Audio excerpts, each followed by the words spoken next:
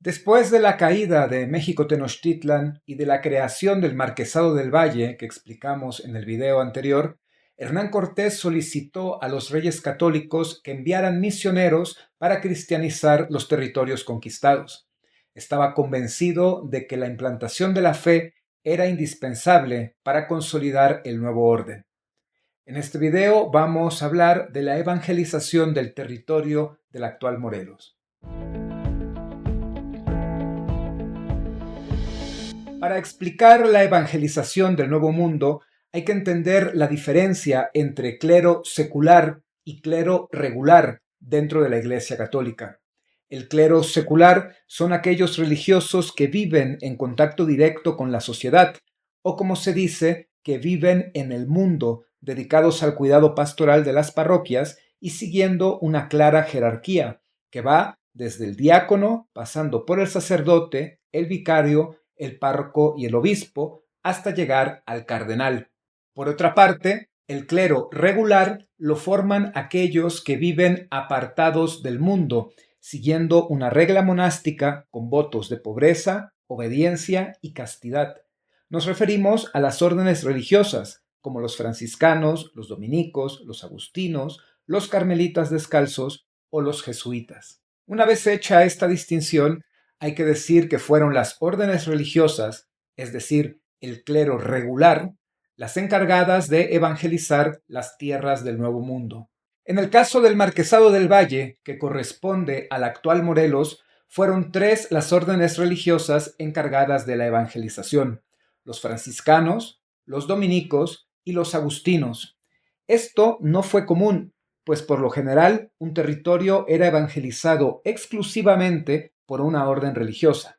Sin embargo, la importancia estratégica de Morelos, que conecta a la Ciudad de México con las costas del Pacífico y los valles de Oaxaca, lo convirtió en un territorio disputado por distintas órdenes religiosas. Los primeros en llegar fueron los franciscanos, quienes recibieron apoyo económico, militar y político por parte de Hernán Cortés. Gracias a esta ayuda, en 1528 crearon una zona de evangelización con su centro en Cuernavaca, donde fundaron un convento y construyeron otros más en la zona occidental del Marquesado del Valle. Por su parte, los religiosos agustinos se instalaron en la zona norte y oriente del Marquesado, construyendo conventos en localidades como Tlayacapan, Yecapixtla, Ocuituco, Jantetelco y Jonacatepec. Finalmente, los frailes dominicos, que llegaron en la década de 1530, crearon conventos en distintas zonas: al norte en Tepoztlán, Huastepec y Yautepec, al oriente en Tetela y Boyapan, y al sur en Tlaltizapán y Tlaquiltenango. La evangelización del Marquesado del Valle no fue una tarea sencilla.